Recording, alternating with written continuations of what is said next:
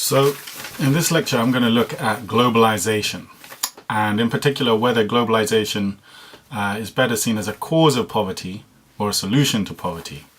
And it's an issue over which people have been deeply divided, particularly since the late 1990s, when there was a backlash against the policies of neoliberal globalization, the Washington Consensus policies, leading to what's called the anti-globalization movement. And you can see it's still a very divisive issue. Right now in Hamburg, the G20 are meeting, the group of 20, the 20 of the world's richest countries, the leaders are meeting in Hamburg in Germany to discuss how to push forward the globalization agenda, which they argue is a way to combat global poverty. But at the same time, there are 100,000 protesters protesting that actually globalization constitutes, in their words, a war on the world's poor. So it's a divisive issue. And in this lecture, I'm going to start with a basic definition of what we mean by globalization in the economic sense. And then I'm going to look at three aspects of globalization: interdependence, free trade, and foreign investment, or also known as FDI, foreign direct investment. And in each of these three aspects, for each of these three aspects, I'm going to look at the arguments that are made often by followers of the orthodox view of development in favor of globalization. And then I'm going to look at the arguments put forward against globalization in each of those areas, often put forward by alternative development economists and anti-globalization activists. And ultimately, I'm going to argue that globalization can be either a cause of poverty or a solution to poverty. It can exacerbate poverty, that is, or it can help to resolve it. But it depends on how that process of globalization is actually implemented within each country. So to begin with, what do we mean by globalization? Well, we're talking here about economic globalization. There can be many types of globalization: cultural globalization, political globalization, and so on. But here we're talking about economic globalization, which we can define as a process of increasing economic interconnectedness and interdependence between countries to such a level that a single global economy is effectively created. And this type of globalization is promoted and has been promoted by institutions such as the IMF and the World Bank, who have encouraged countries of the global south to open their markets to foreign imports, for example, by ending tariffs on imports, and to abolish restrictions on foreign investment. And these policies have resulted in a huge rise in international trade, with countries ever more reliant on imports and exports rather than on producing everything they need domestically. And this leaves them therefore dependent, increasingly dependent on foreign markets, on the foreign and on foreign investment for jobs and technological development. Now, first of all, supporters of this kind of interdependence argue that it brings benefits to all involved. So neoliberals such as Milton Friedman argue that an increase in specialization, in which each country specializes in producing what it's best at, boosts the overall efficiency of the global economy as a whole to the benefit of all. And this is what the 18th century economist David Ricardo called the theory of comparative advantage.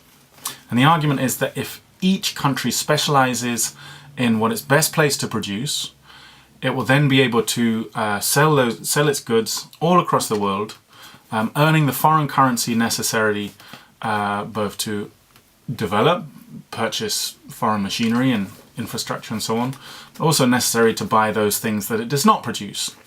And it will be able to do so in much larger quantities than if it tried to make everything itself.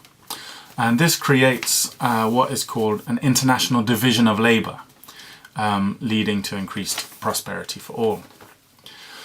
So, as an example, rather than trying to develop, for example, an electronics industry, a country like Colombia should specialize, according to this theory, in producing those things which its natural endowments make it well placed to produce, such as, for example, coffee. And therefore, Colombia, according to this theory, would be much better off, rather than trying to produce everything and produce its own industry and car industry and produce everything it needs. It should just focus on a few products that it's really well placed to produce really well, sell them across the world, and then use the money to buy in the things that it doesn't produce. However, opponents of neoliberal globalization argue that Ricardo's theory is little more than a form of colonial-minded, a modern-day form of colonialism. And this is because to justify, it's an attempt to justify a global division of labour, in which the global south is effectively condemned to produce forever just raw materials and low-tech goods for the industries and consumers of the wealthy global north, while the north retains its monopoly of high-tech, high-value industry. So it's as if the global north is saying to the global south, don't worry about trying to develop an electronics industry or car industry or to industrialize or any kind of high-tech industry. We'll focus on those kinds of things, and you focus on growing cotton and growing coffee and growing tea and mining gold and so on and so forth. Which just so happens to be the industries reliant on unskilled labour, more low-value, low-wage kind of industries. So the argument of many followers of the alternative view of development, opponents of globalization, is actually this kind of specialization that globalization produces actually effectively serves to entrench the north-south divide and entrench the position of the south as producers of low-value, low-technology goods and raw materials, and effectively condemns them to kind of being a low underdeveloped type of economy.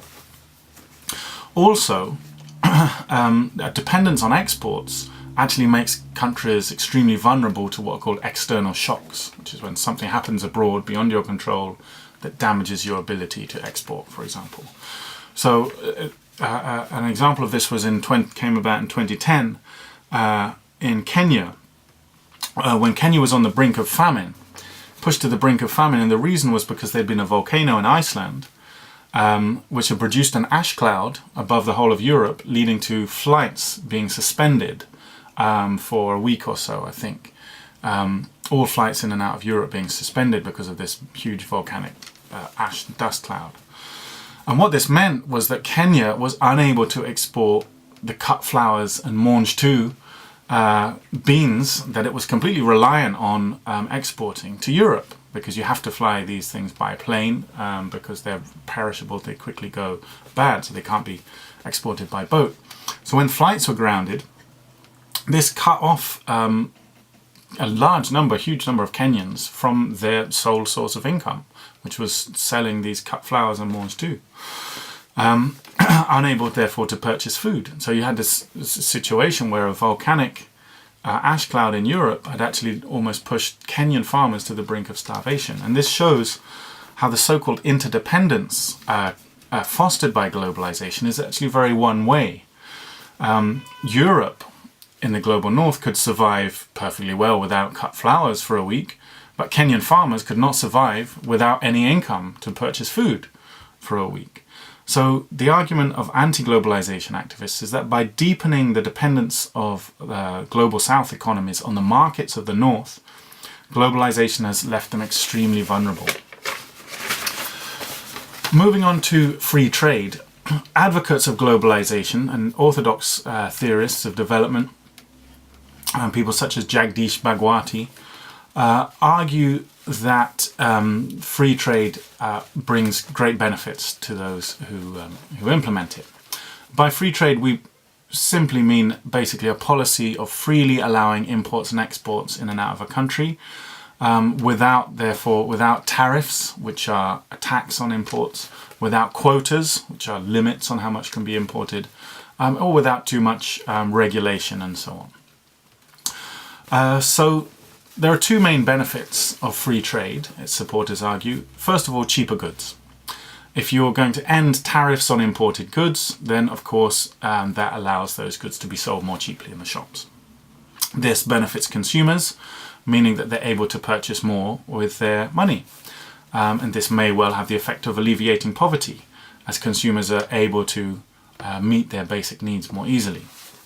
It also has a knock-on effect. If consumers are buying goods more cheaply, then that's going to leave them with more disposable income to spend on other goods. And this will have the effect of boosting demand in other industries, which in turn will lead to an increase in employment in those industries as they employ more workers to meet the rise in demand. Secondly, advocates of free trade argues that it can actually boost the development of a country by spurring competition. So if domestic industries are forced to compete with foreign competition by opening up to foreign imports and so on, then they're forced to up their game, if you like. They're forced to improve productivity, improve efficiency, improve the quality and value of their goods in order to compete. And this can help domestic industries to improve their own long-term viability. And the combined effect of all of this would be to boost a country's development, to boost its GDP, effectively. So even those who are against neoliberal globalization, people like Robert Beckford, they will often admit that it can increase GDP. So in Robert Beckford's documentary, for example, The Great African Scandal, he admits, although he's very critical of the structural adjustment program imposed on Ghana, he admits it did lead to an increase in that country's GDP. However, that increase has come at a dramatic cost. So in Beckford's documentary, he explored how the country's rice farmers have been devastated by the cheap imports of US rice that flooded into the country following the abolition of tariffs, which was a condition of an IMF loan, part of the structural adjustment program imposed by the IMF. And this led to huge numbers of people being forced to leave the rural areas to seek work in the big cities, leading to a huge rise in the number of people living in the slums around Kumasi, the biggest city in Ghana. And similar stories to this can be told all across the global south, as free trade has wrecked one industry after another. So, for example, tens of thousands of textile workers have lost their jobs in Zimbabwe and South Africa due to cheap imports of second-hand clothes from the global north.